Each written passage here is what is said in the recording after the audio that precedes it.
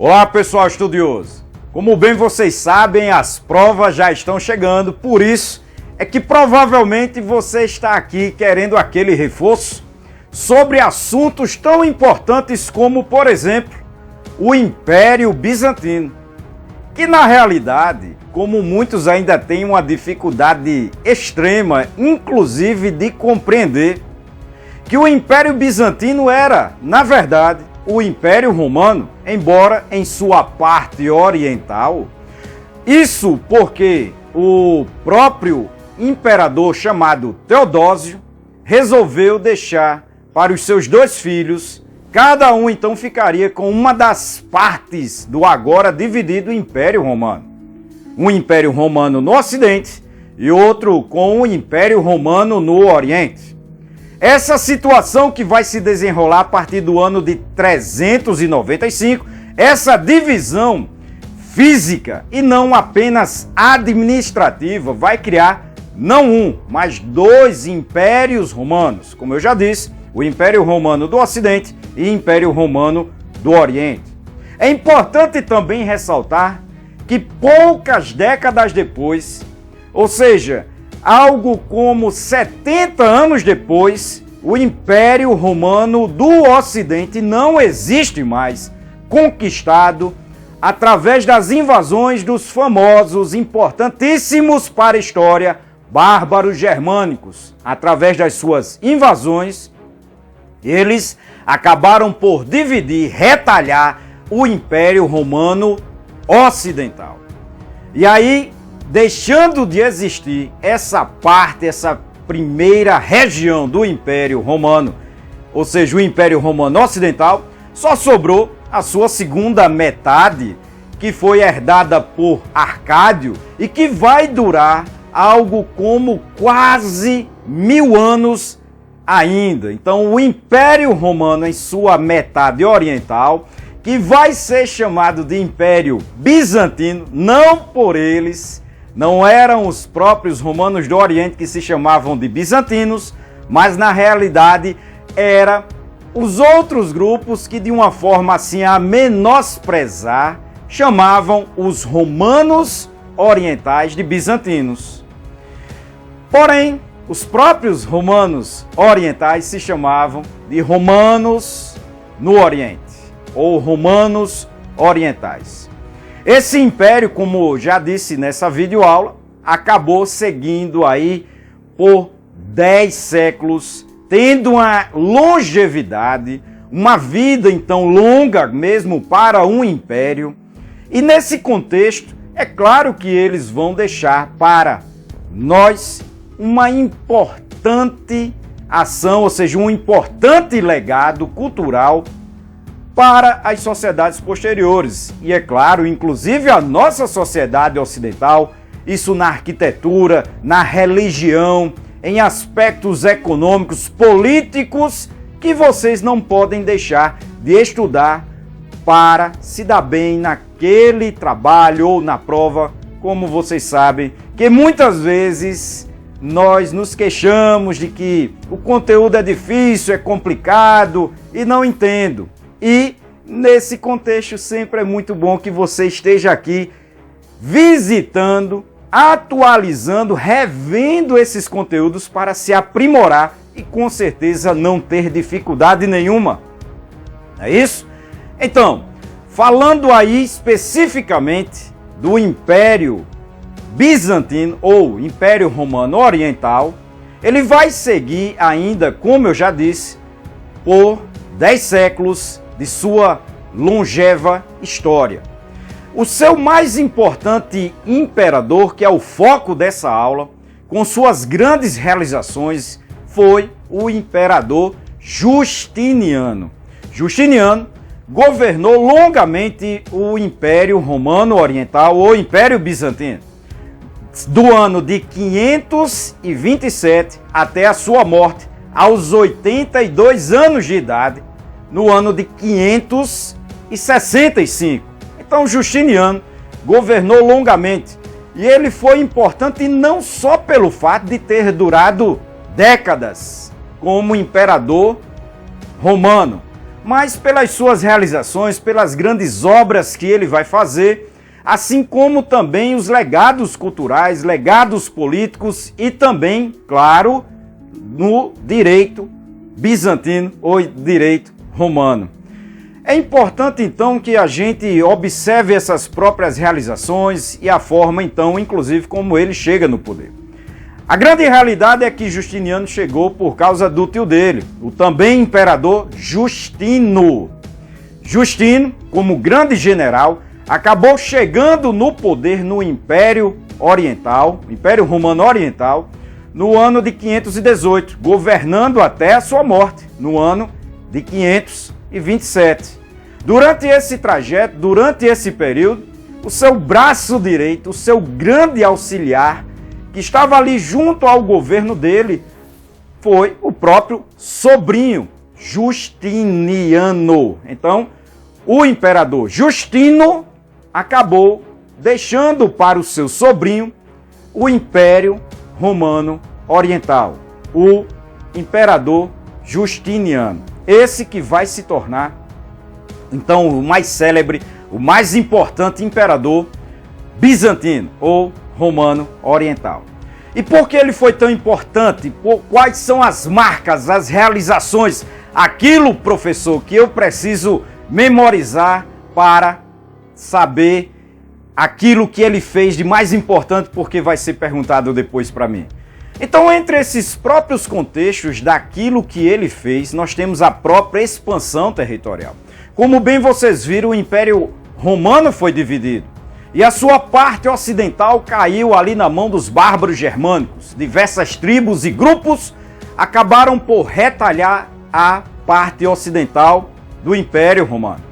Justiniano, através de campanhas militares empolgantes, importantíssimas, ao longo de apenas 5 anos, quase que ele reconstrói as duas metades, unindo essas duas metades quase que pela completude, quase completamente.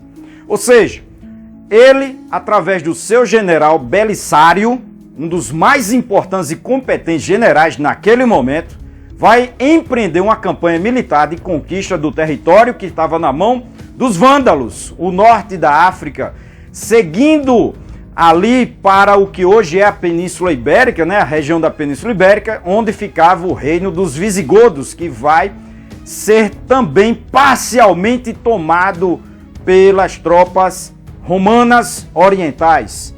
Pouco tempo depois, nesse próprio contexto, nós temos também a anexação, a tomada da Península Itálica. Então, basicamente, só faltou ali a região da Gália, onde tinha o reino dos francos, que não vai ser conquistado, formando então o Império Romano. Então, essa expansão territorial, essas conquistas militares importantíssimas, ampliando o território do Império Romano do Oriente, foram importantíssimas, tentando restaurar a dimensão total do próprio Império Romano.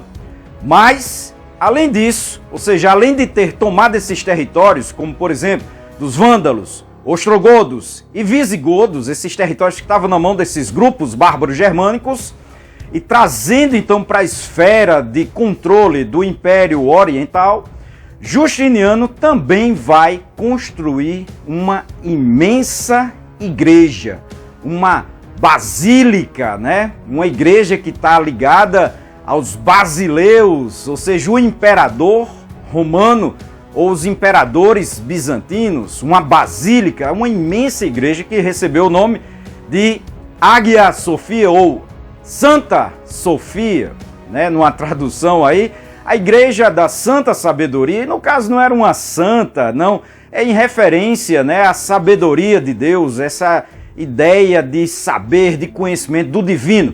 Então ela recebeu esse nome em rememoração aos feitos do próprio imperador, né, Justiniano, que manda construir ela, e ela começou a ser construída ali no ano de 532 e vai estar pronta 5 anos depois, no ano de 537. 537. Então, em apenas 5 anos de construção, Justiniano mandou que fosse levantada uma das maiores, naquele momento, a maior basílica, a maior igreja nesse momento, que tem uma das cúpulas mais gigantescas e a maior naquele momento, né? Uma cúpula enorme, ali com 32 metros de diâmetro, ficando ali suspensa, né? No caso, sobre colunas gigantescas, essa cúpula, né? Ou abóbada, como alguns acabam por chamar, ficando suspensa aí a uma altura que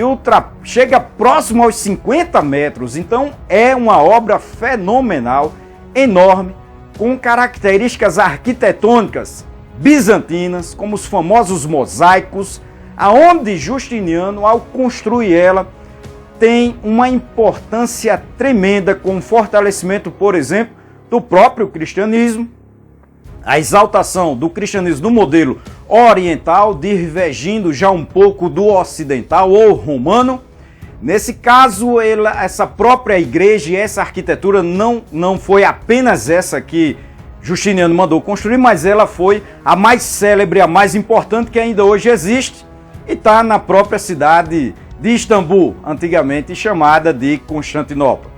Justiniano também vai ter que enfrentar uma revolta importantíssima, aonde ele quase perde o trono, se não a própria cabeça, literalmente.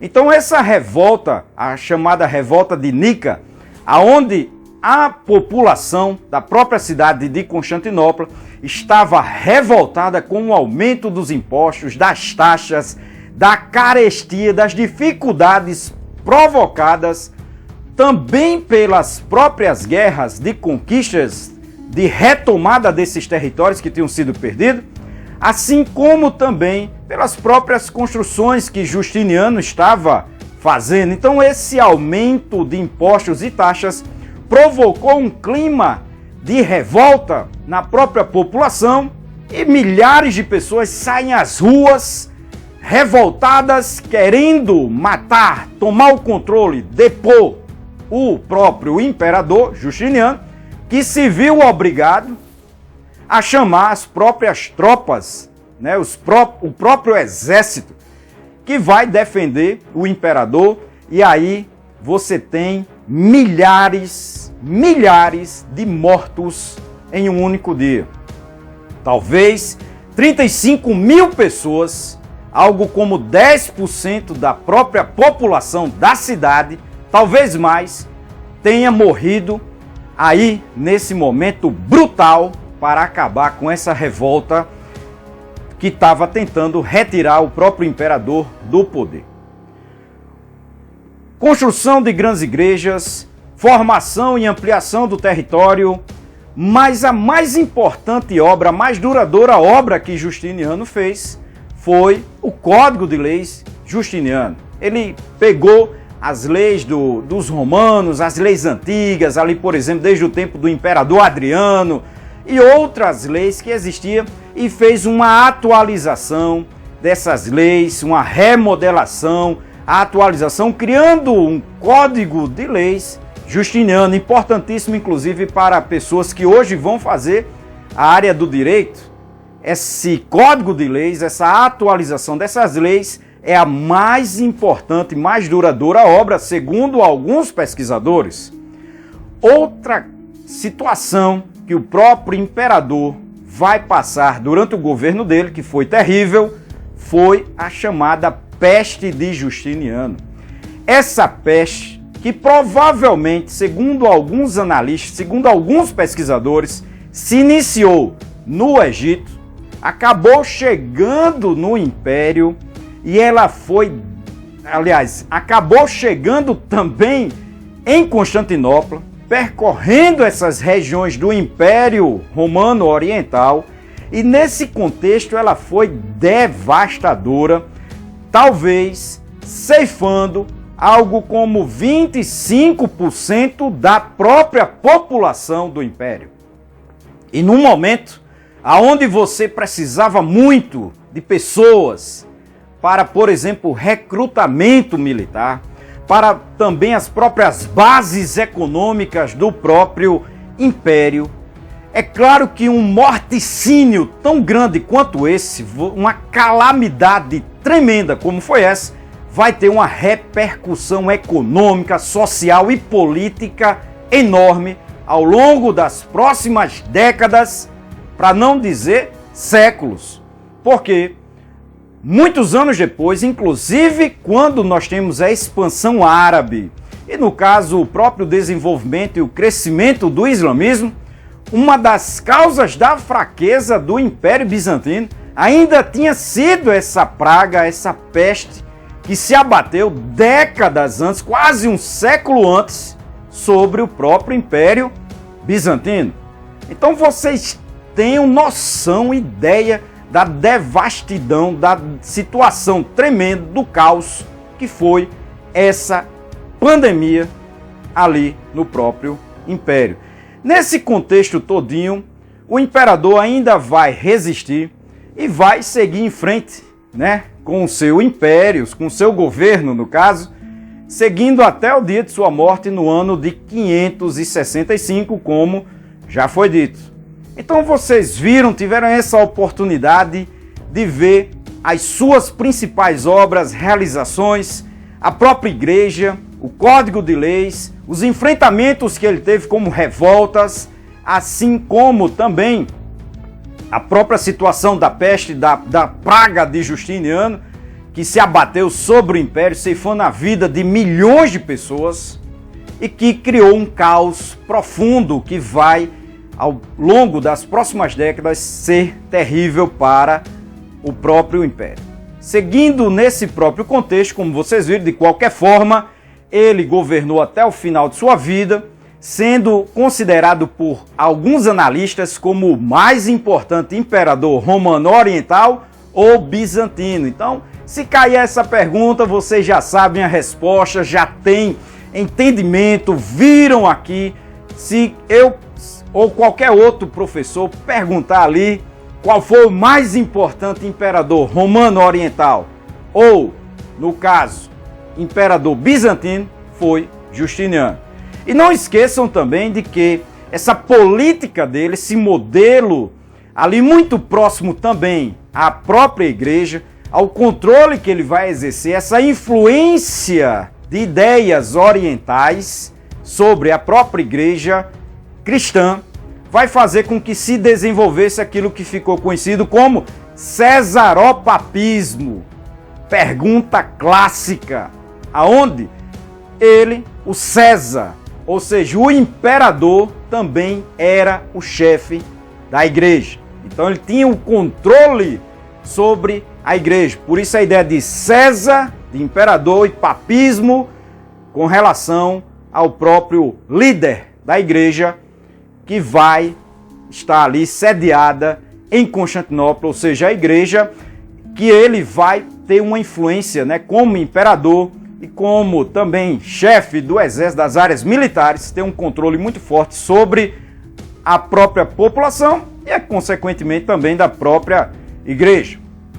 Então fique atento a essas perguntas, a esses questionamentos, para que vocês não esqueçam, né, daquilo que ele fez, das realizações que ele projetou, que ele realizou, que ele fez ao longo da vida dele, criando bases significativas, importantíssimas para a história da humanidade. E não esqueçam da peste, essa peste que realmente foi importantíssima, mesmo que alguns desprezem a sua consequência, porém essa peste acabou por provocar mudanças importantes no rumo da história das sociedades humanas, com o próprio enfraquecimento do Império Romano, do Império Romano Oriental. Então, pessoal, vocês que estão aqui até esse momento e receberam essas informações imprescindíveis, valiosíssimas para tudo aquilo que vocês vão fazer, não esqueçam de se inscrever no nosso canal, assim como também, depois de se inscrever, é importante que você dê o seu like, né, para nos ajudar nesse próprio processo de desenvolvimento e crescimento do canal, que tanto tem ajudado vocês a entender, a compreender cada vez melhor esses assuntos. Vejam também as aulas que são similares, que estão no nosso canal também, porque elas vão se completar. As aulas sobre os outros impérios, sobre as outras regiões, pessoas que mudaram profundamente a história. As aulas, tanto as aulas sobre conhecimento mundial, assim como também sobre o Brasil, sobre curiosidades importantes que nós falamos no nosso canal.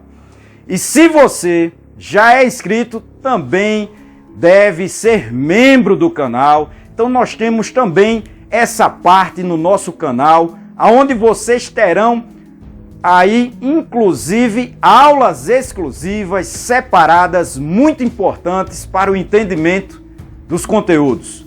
E envie o link dessa aula para outras pessoas, terem, por exemplo, essa oportunidade do aprendizado desses conteúdos. Veja as nossas playlists e até a próxima então, pessoal!